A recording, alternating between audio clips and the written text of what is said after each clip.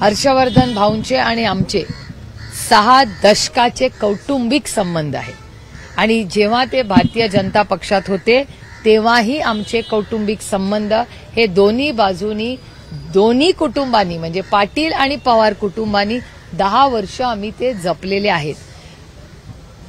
भाऊ आज परत घरी येतायत ह्याचा मनापासून आनंद आणि समाधान आहे।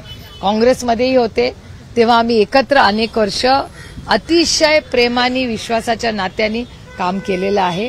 ठीक आहे, काही कारणामुळे काही दुरावा आला मध्ये, पण तो मनाचा दुरावा कधीच नव्हता, तो राजकीय दुरावा होता।